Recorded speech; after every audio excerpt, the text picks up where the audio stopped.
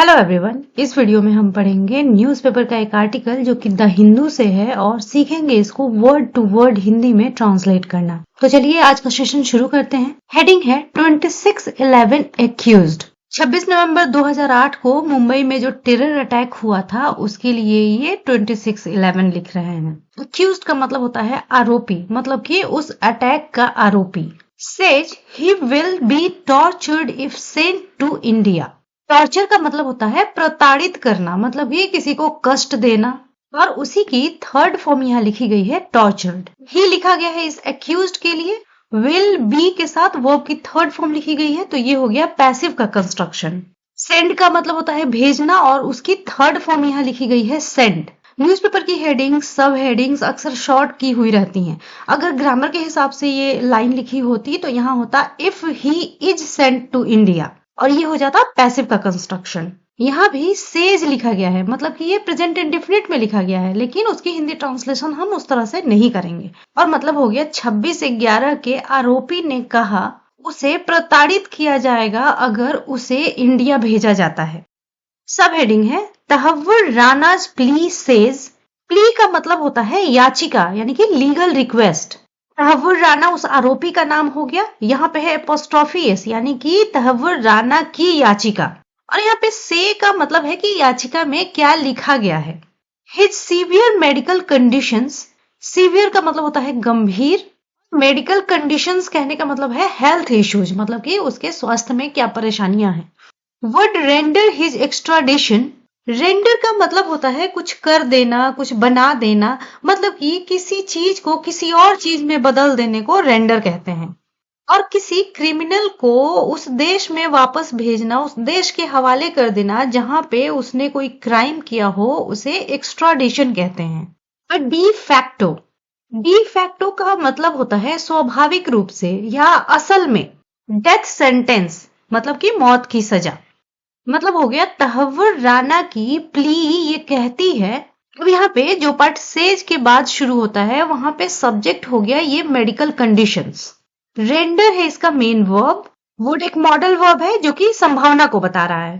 तो यहां तक मतलब हो गया तहव्वुर राना की याचिका के अनुसार उसकी गंभीर मेडिकल कंडीशंस उसके एक्स्ट्राडिशन को असल में एक मौत की सजा में बदल देंगी। आगे है the likelihood of his torture is higher since he is a Muslim of Pakistan origin. It adds. It लिखा गया है उस प्ली के लिए, और एड का मतलब आगे जोड़ना, आगे कहना। लाइकलीहुड का मतलब होता है चांस, मतलब किसी चीज के होने की पॉसिबिलिटी। अच्छा, यहाँ पे टॉर्चर का मतलब है प्रताड़ना, यहाँ पे ये नाउन का फंक्शन कर रहा है।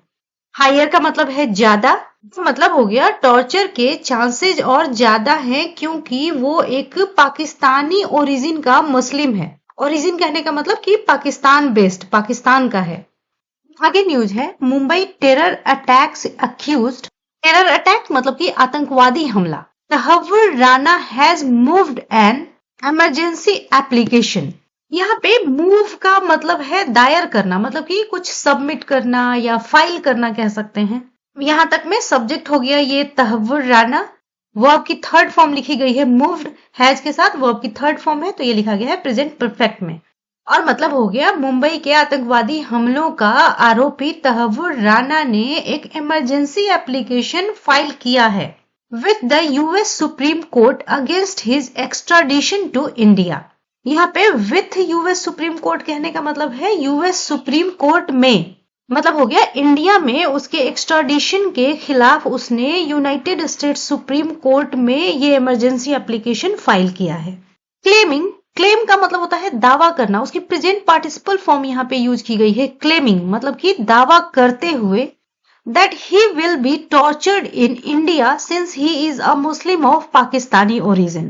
ये वही ऊपर वाली ही बात लिखी गई है, मतलब कि ये दावा करते हुए कि उसे टॉर्चर किया जाएगा इंडिया में क्योंकि वो पाकिस्तानी ओरिजिन का एक मुस्लिम है।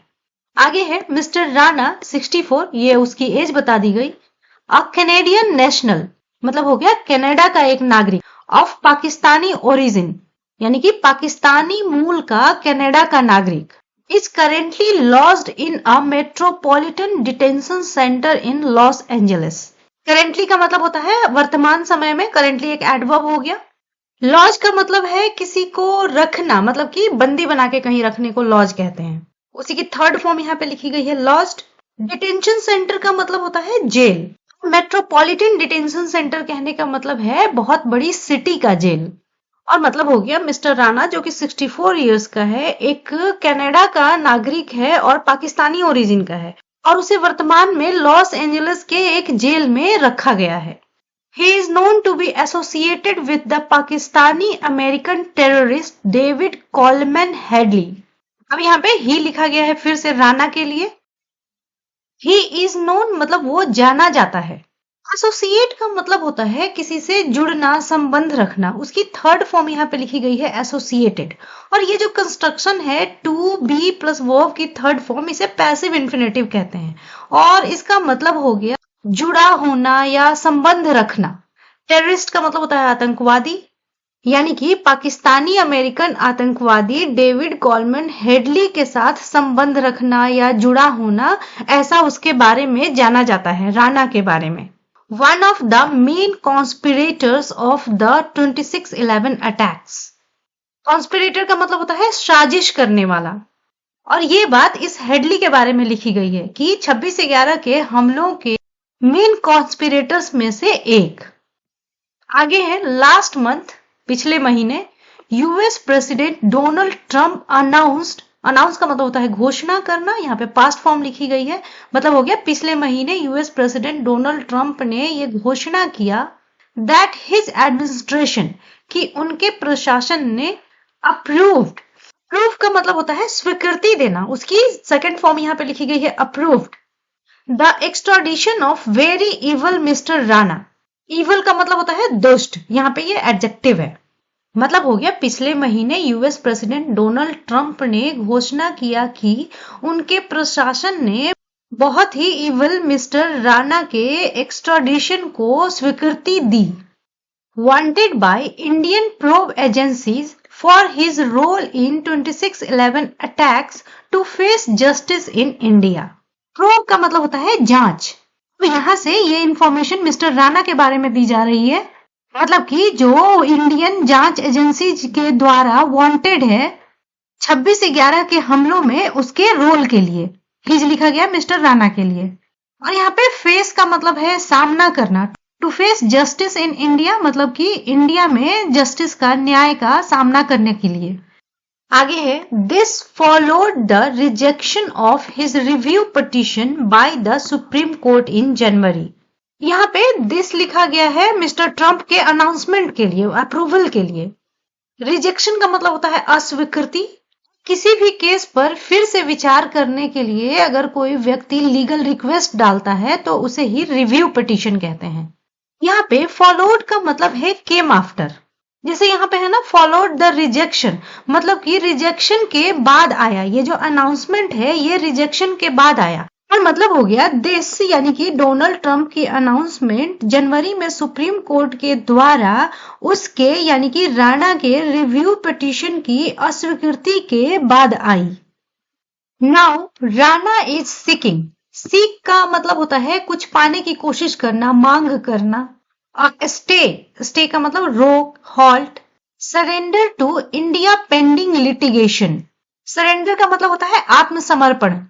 लिटिगेशन का मतलब होता है मुकदमेबाजी या मुकदमा। यहाँ पे पेंडिंग एक प्रपोजिशन है, इसका मतलब है अनटिल, जब तक। इंक्लूडिंग भी एक प्रपोजिशन है जिसका मतलब होता है सहित। Exhaustion of all appeals. Exhaustion का मतलब है समाप्ति और अपील का मतलब होता है legal request. On the merits of a petition he filed on February 13। यहाँ पे मेरिट कहने का मतलब है आधार या रीजंस। तो इस पूरी लाइन का मतलब हो गया अब राणा मांग कर रहा है इंडिया में उसके एक्स्ट्राडिशन और आत्मसमर्पण पर एक स्टे के लिए, एक रोक के लिए, सारे अपील्स की समाप्ति सहित मुकदमेबाजी खत्म होने तक। और ये सारी चीजें वो कह रहा है 13 फरवरी को उसके द्वारा फाइल किए गए एक पिटीशन के आधार पर। इन दैट पिटीशन, उस पिटीशन में मतलब कि इस 13 फरवरी वाले पिटीशन में मिस्टर राणा आर्ग्यूड दैट यहाँ पे आर्ग्यू का मतलब है दलील देना। मिस्टर राणा ने दलील दिया कि his extradition to India violates United States law and the United Nations convention against torture. Violate का मतलब होता है उल्लंघन करना, और ये United Nations convention against torture ये एक ट्रीटी है जो कि टॉर्चर को, यातना को प्रिवेंट करने के लिए बनाया गया है। तो यहाँ तक मतलब हो गया। उस पिटीशन में मिस्टर राणा ने ये दलील दिया कि इंडिया में उसका एक्स्ट्राडिशन यूनाइटेड स्टेट्स के लॉ और UNCAT का उल्लंघन करता है।